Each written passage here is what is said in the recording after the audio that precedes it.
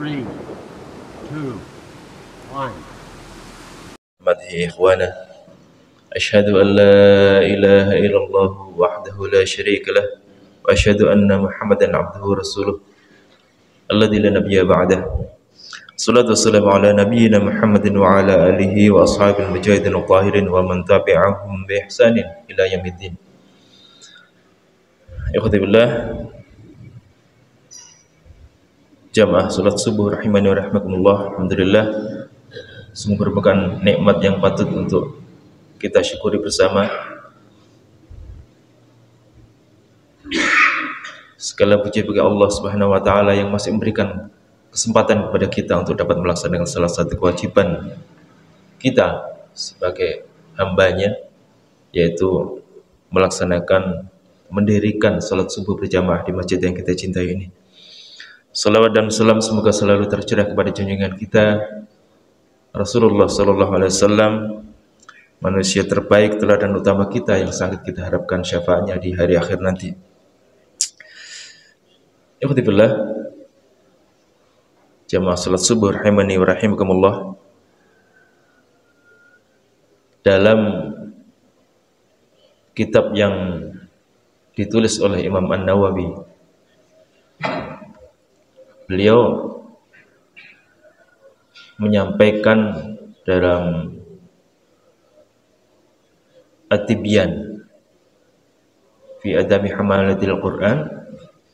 Jadi itu merupakan kitab yang menuliskan tentang bagaimana kita berinteraksi dengan Al-Quran, adab-adab kita dalam berinteraksi dalam Al-Quran. Di bab yang ke-6 beliau menuliskan beberapa hal penting yang harus kita perhatikan ketika kita berinteraksi dengan Al-Quran, yaitu diantaranya adalah tentang bagaimana kita membaca Al-Quran itu dengan tartil. Dan beliau mengawalinya bab itu dengan suatu ayat yang difirmankan oleh Allah Subhanahu wa taala dalam surah Al-Muzammil, warattilil Qur'ana tartila.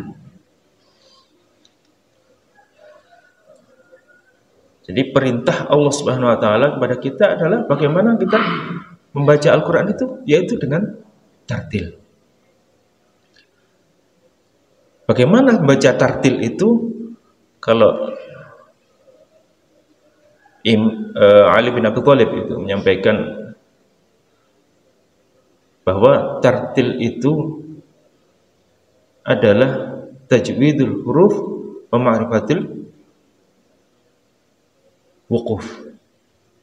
Jadi kita memperhatikan, membaguskan bacaan huruf kita, makhraj kita, kemudian panjang pendeknya, dan kapan kita harus berhenti dan kapan kita harus wasol, kapan kita harus terus.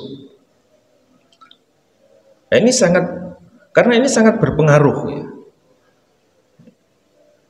Kenapa ini menjadi penting bagi kita? Karena apalagi kita pada umumnya tidak memahami dengan baik apa yang kita baca, karena memang Al-Quran bukan bahasa kita sehari-hari. Bahasa Arab bukan bahasa kita sehari-hari. Jadi beberapa hari yang lalu itu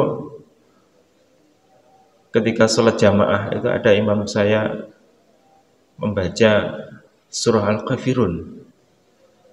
Ketika membaca surah Al-Kafirun itu di mana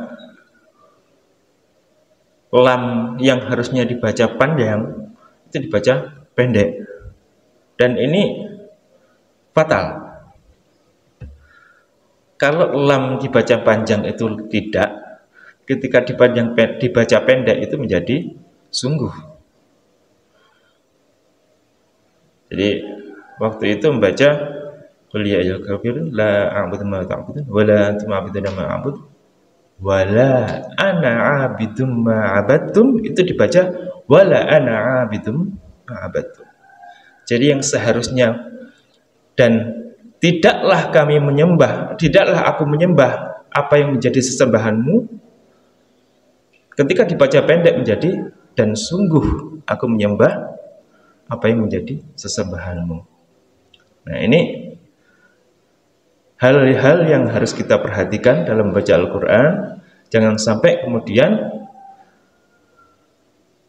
apa yang kita baca itu menjadi jauh sekali artinya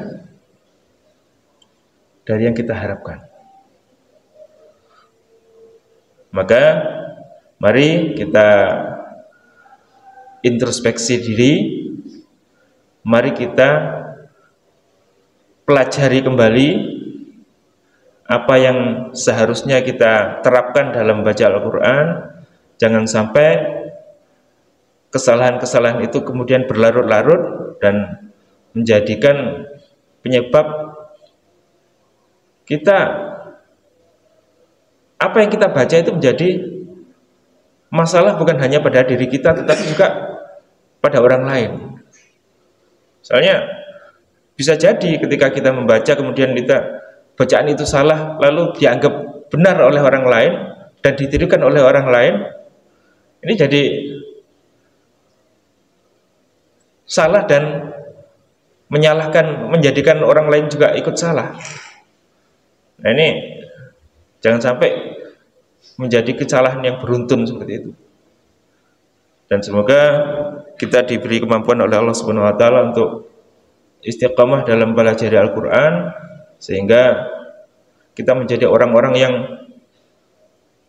terbaik di hadapan Allah Subhanahu wa taala, karena memang khairukum man ta'allama al-Qur'an wa 'allama. Jadi sebaik-baik kalian itu adalah orang-orang yang mempelajari Al-Quran dan mengajarkan. Semoga Allah memberikan kekuatan kepada kita untuk senantiasa mempelajari Al-Quran, baik itu bacaannya, juga tafsirnya, serta terlebih lagi nanti kita bisa menerapkan dalam kehidupan sehari-hari apa yang menjadi petunjuk-petunjuk Allah Subhanahu wa taala dalam Al-Quran, karena memang itu adalah pegangan paling utama bagi kita sebagai hamba yang menjadi ciptaannya, untuk bisa kembali kepadanya nanti sebagai hambanya yang bertakwa. Wallahu a'lam bishawab. Subhanakallahumma rabbana wa bihamdik, asyhadu an la ilaha illa anta, astaghfiruka wa atubu ilaik. Billahi taufiq wal hidayah. Assalamualaikum warahmatullahi wabarakatuh.